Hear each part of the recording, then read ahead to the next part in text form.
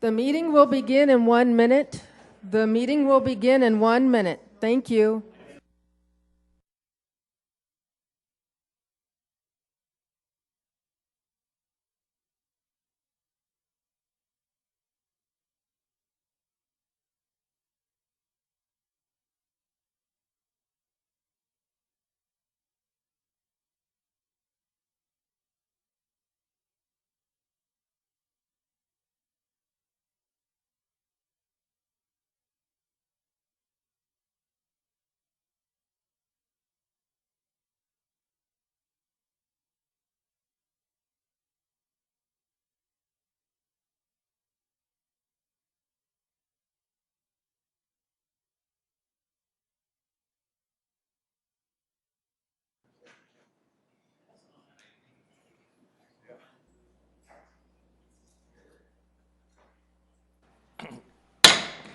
Calling to order this meeting of the Sioux Falls City Council informational meeting, Tuesday, October 13th. First item on our agenda today is Fiscal Committee update from the meeting Tuesday, October 6th. Thank you. We did have a presentation by David Bixler. What he was showing us was some new graphs and visuals for us to consider to use at our monthly financial updates, things that Dave will put together, and the committee reviewed those, and we found them to be useful, and recommended that at the next updates, monthly updates, that he provide those to the rest of the council. So I hope you find them useful. Any questions for Councilor Jamison at this time? I see none. We'll move on. I did want to update the council and the public of some day and date changes for the next two city council meetings. The first one will be Tuesday, October 20th meeting will be held Monday, October 19th. And also Tuesday, November 3rd meeting will be held Monday, November 2nd. And if there's any questions on that, please let staff know. Thank you. Next on the agenda would be our City Council open discussion. Any items for open discussion? Councilor Jamison. I want to just tell a quick little story about Saturday. I took responded to an invitation I think all of us received for the White Cane March. And I wore a blind little patch, so I couldn't see. And we had about a 4-block walk from First Lutheran Church on 12th Street down to the library. And I had a guide help me along, and after giving me some instructions, but I just have to tell you how overwhelmed I was when I couldn't see. And trying to walk outside, hearing the sounds of the motorcycles and cars and leaves, and it really made you aware of how challenging that must be for those individuals. And some of the things we talked about after our walk was ordinances that the way that sidewalks are often blocked off for construction, and that you see a strap around a couple of barrels, but there's been many incidences where people have fallen into those holes because they weren't stopped. And very cliche, I suppose, to say eye-opening, but it was amazing. I just have to say it was amazing the impact it had on my perceptions while walking without being able to see a thing. So they do it every year, and it's an attempt to raise awareness and public education about the importance of safety for those individuals with a white cane. So I just had to share that with the rest of you, that it was very productive, and maybe in the future, if you have a chance, it's worth doing. Thank you. Councilor Kiley. I'd just like to comment on that a little bit, because I was out of town this past week in Baltimore, and while I was walking along and trying to cross a busy intersection, I did push the button for the signal, and it gave me an audible wait. And then when the light turned green and it was time for me to go, it did say proceed, and then there was an audible sign all the way across, as well as a countdown for those of us who have our vision. And I thought about that, at how useful that would be for our visually impaired individuals here. And it'd be nice if we could gradually implement those, especially at our busier intersections downtown and other areas. But that was quite an asset for me, as well as what I can imagine it would be for someone who is challenged that way. So, Councilor Offenbach? You know, I shouldn't speak, I'm not speaking for the entire city, but I know that there are intersections in town already that are like that at special request of folks who need them in the neighborhood. So I know that it's possible in Sioux Falls. I've seen it in a couple of different places. And I guess the thing I would add, if I could, about holes in the street and those things that we aren't always aware of. You all know that I take my mom different places and she rides in a wheelchair, and very often the smallest things that don't bother us as we're walking, the very smallest bump in the sidewalk or a pothole or whatever can be a huge detriment to someone with any kind of disability. So, I mean, that's a great way to kind of learn those issues, but we need to be aware of it, you know, for all of those folks in our community, so. Any other comments? Councilor Jameson, thank you also for bringing that up. It does bring back memory for me. Your father and I, or your father and my father, participated in what they call disability days. And each commissioner actually selected a disability, and for part of that day, they rode around in the paratransit buses and things like that. I still have the newspaper clipping on that. So it's something I hope that maybe future councils will take a look at and promote that even more. So thank you. Any other items for open discussion? Okay, I have an item that I'd like to bring to land use, and that is to take a little further look and maybe discuss our Shape Places ordinance. As we were discussing that last week, I'm not trying to demonize it or say it's a bad decision that the city and the city council made, but even in our discussion on Shape Places, we discussed that being such a large document that sometimes it's just not going to fit for everything. And we've already been participating in making some fixes to it. So I just thought it might be a good idea to have land use take a look at it in general and see if there's anything that we can work with the administration to get to be at least forward on and make those changes. Councilor Erickson? I just want to echo in support of that and sending it to land use that it is a working document, and yes, it was approved by the voters, and not to disregard anybody that voted for or against it. You know, I often wonder how many people read it front to cover, and so it is a working document as we move forward in our community, and that we need to make sure that we're just continuing to make it as best as we can. So I would definitely support that effort and just making sure that we didn't miss things and continue to work on it. You know, I guess I would just ask that we still have the ability to follow up with staff before we make a decision to actually send it to land use, because this is a document that was worked on for 2 years, and it's just so overwhelming for a group of the four of us to really have a positive and effective impact on that I think that it would the prudent thing to do would be to discuss this with staff and lay out a game plan before, and I'm welcome to other comments on that. Councilor Karski.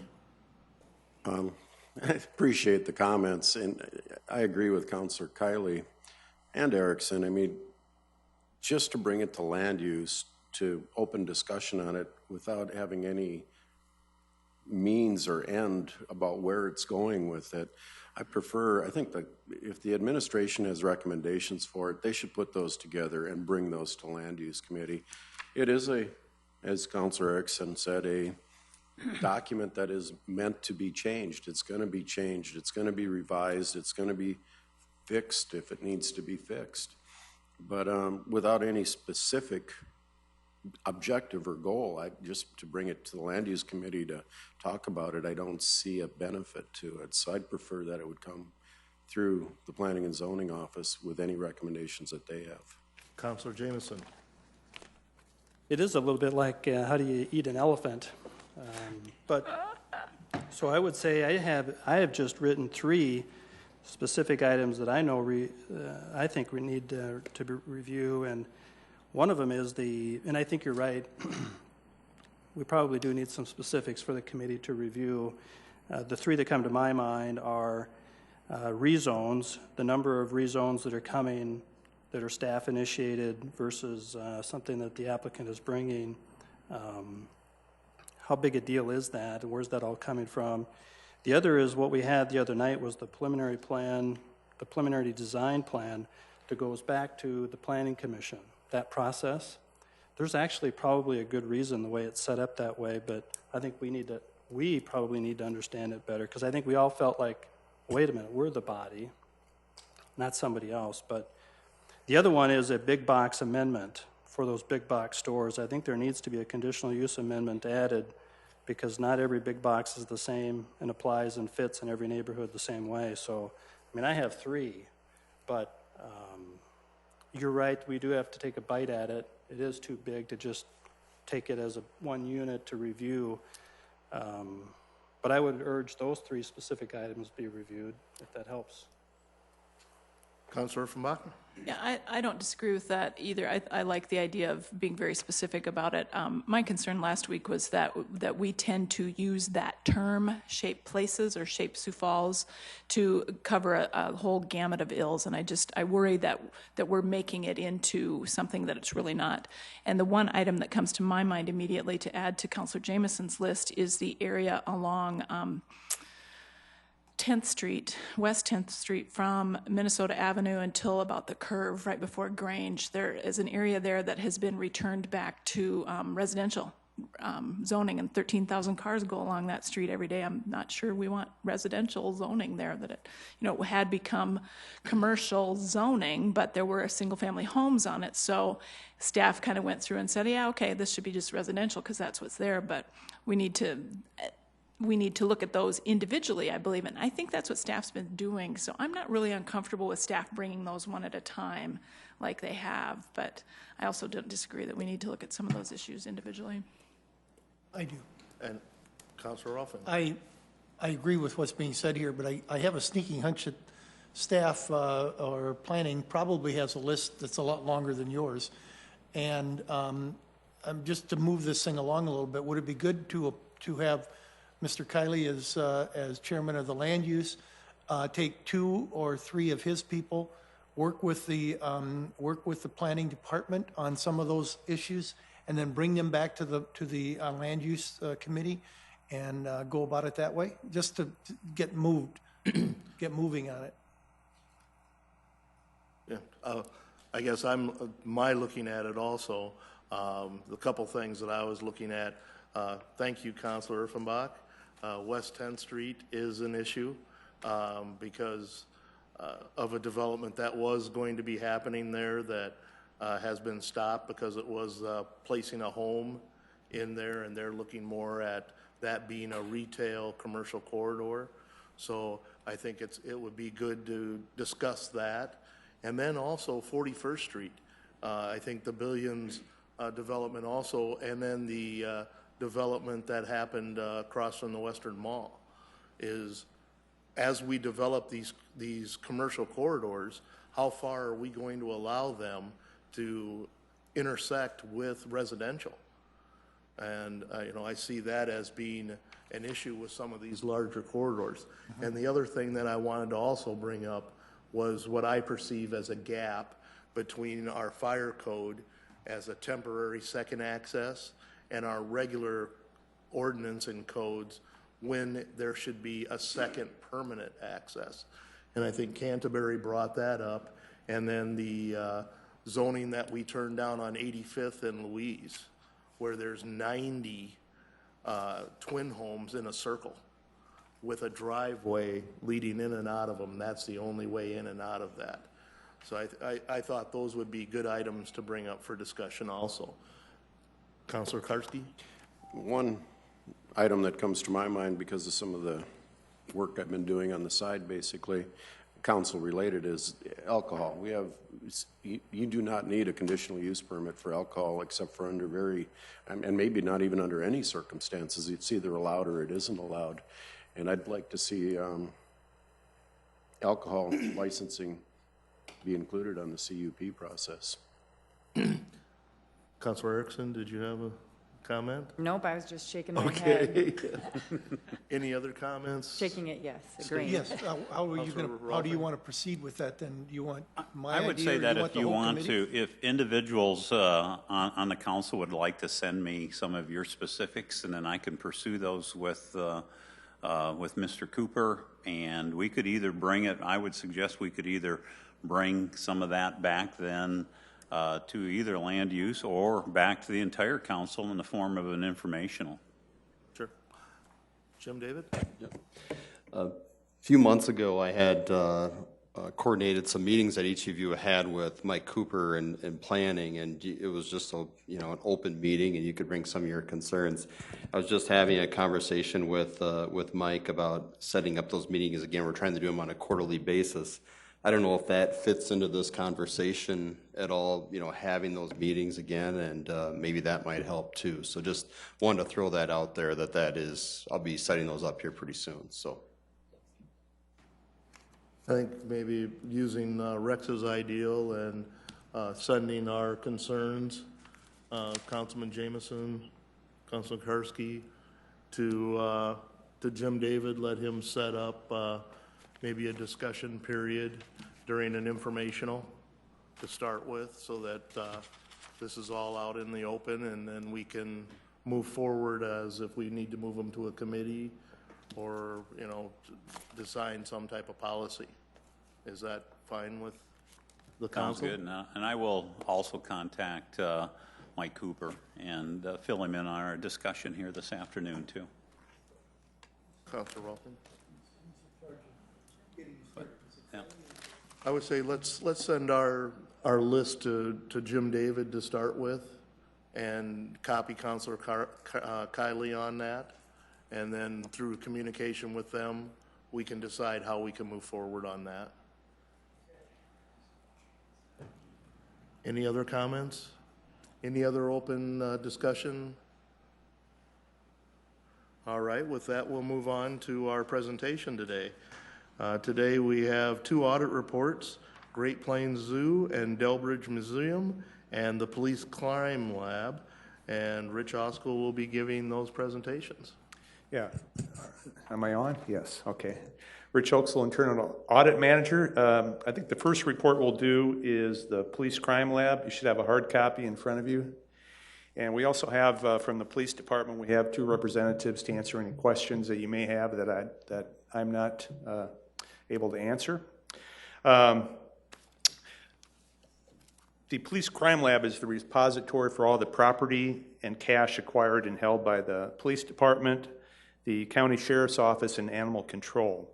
And the major responsibility of the Crime Lab is to receive all the incoming evidence, to store it properly, preserve its condition, and maintain it securely, prevent tampering, and to lawfully release it or dispose of it. And if the Police Crime Lab doesn't do their job well, then the consequences of not handling the evidence correctly could result in the unsuccessful prosecution of criminal cases. So they have a major responsibility there. This specific audit was a request from the police chief, and when we asked directors last year what they would want included on the annual audit plan, the police chief suggested this, looking at the internal controls over the evidence storage. So we put that on our annual audit plan. And there's something called the chain of custody that's very important, that in court cases that chain of custody must be maintained. And there must be a continual recording of who had the material, and at any time there should be documentation of when property comes into that into the crime lab of who had control of it. And so we looked at reviewed the current policies in place over the evidence handling, and then we determined whether those controls were functioning and as intended to provide reasonable assurance that the items of property and evidence were properly recorded and accounted for. The results, we found that the internal controls are in place and functioning properly. As part of the audit work, we tested a statistically representative sample of evidence acquired in the calendar year 2014. We looked on the computer, we selected the sample. Our auditor physically found each item. And when she did that work, she was with the internal audit man, or she's with the crime lab manager. You're never allowed to be in there by yourself or an unauthorized person just going around and looking at stuff. So the auditor and the crime lab manager found all the items that were selected for the audit.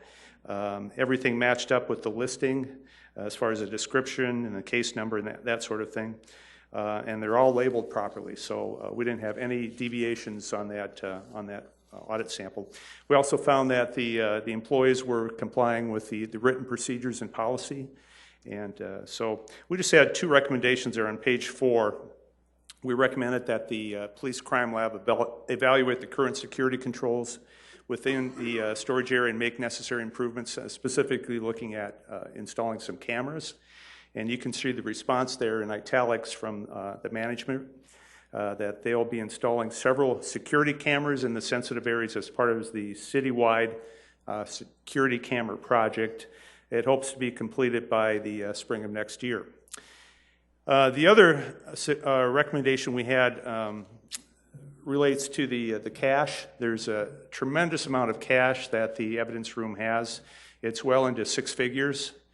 And we suggested that they consider some alternative handling and storage options as far as the cash was concerned. And you can see the management response. They're researching an alternative of just putting the money into bank accounts. And that would probably be the most cost-effective solution. It's currently being discussed with the city's legal staff and prosecuting attorneys that are in charge of the associated criminal cases. So if there's no compelling reason why you would have to keep the actual specific cash on hand as evidence, it might be a good idea to put the money into a bank account rather than keeping it at the evidence room. So you can see the response there from management. So we concluded that the internal controls are in place. They're functioning to ensure proper care of evidence is taken at all times. I'd also like to mention there's an accreditation process similar to what the fire department went through, and that the park department, I understand, they just went through the reaccreditation process. And so there's I think a national accreditation body that crime labs can apply for accreditation. So if you have questions about that, you could ask the police representatives here about that. But I think they're proceeding in the right direction. So if there's any questions, we'll be happy to answer those. Councilor Karski. Regarding the cash, the implementation date is summer of 2016. It seems like there should be some national standards. Why would we take almost another year to get a bank account opened up for all this cash? Do you want to handle that one, Brad? So.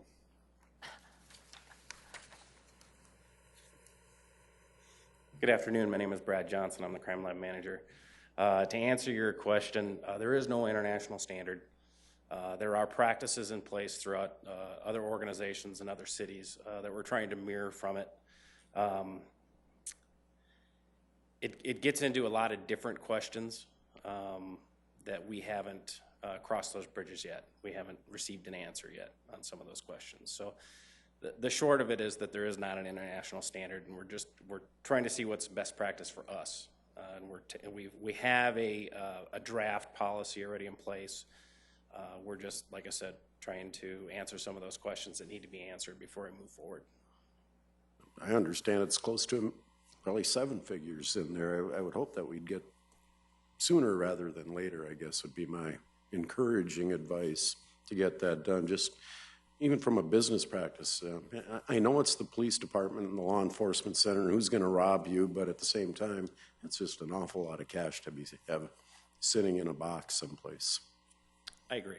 Yeah. Councilor Jameson.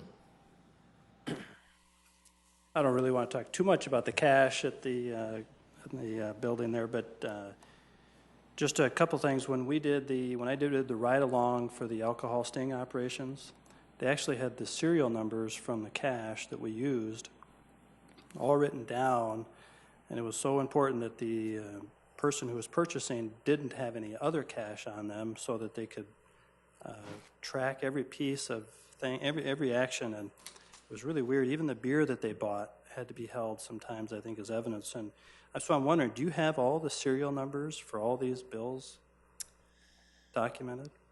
We have the serial numbers documented for the cases that it's needed for. For instance, those situations that you talked about. We not only get cash from criminal investigations, but we get cash that's found property as well.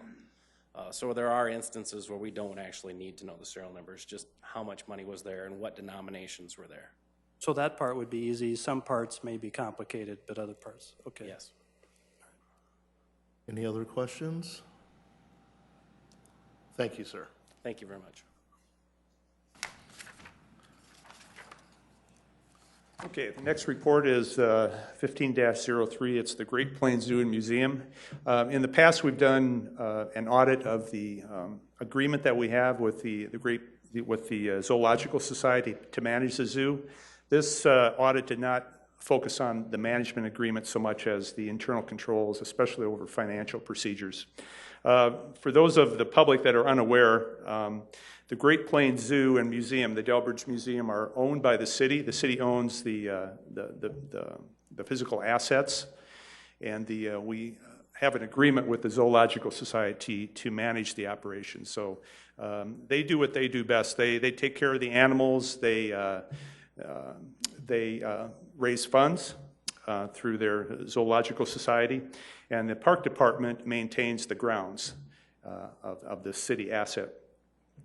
And as you can see on page 2 of the report there, under the background, the total zoo visitors has been increasing each year. In 2010, there was about 242,000 visitors. Each year it's increased. So last year in 2014, there was about 272,000 visitors. So about increase in 5 years, about 30,000 visitors. So that's been going in a positive direction. As I said, the objectives of the audit were to focus on the internal controls, especially over financial information and safeguarding of assets. We reviewed accounting records. We looked at their policies and procedures, which had been updated this year. We looked at the financial statement audit that was completed this year by a CPA firm. I read their report looking for any findings that they might have had. We observed there the closing of the cash account, or the cash drawers at the end of the day, the opening of the cash drawers, looking at proper segregation of duties, making sure that the person that's writing the checks isn't the same one that's reconciling the bank statement, and that sort of thing. As a result, we concluded that the internal controls were in place and functioning properly. We didn't have any concerns or unexpected results, especially when we looked at that external audit. We found that the organization is taking the safeguarding of assets very seriously. They've recently installed surveillance cameras to enhance the controls that were already in place, and we want to thank management and staff for their cooperation during this audit. So if there's any questions, I'll Questions from the try council? to answer those. I see none. Thank you, Rich. Okay, thank you. All right, our presentation, Councilor Jameson. As long as Rich was here, I was wondering if I could ask another question off a different topic, and as well as the audit chair, Rex Rolfing, the audit of the event center.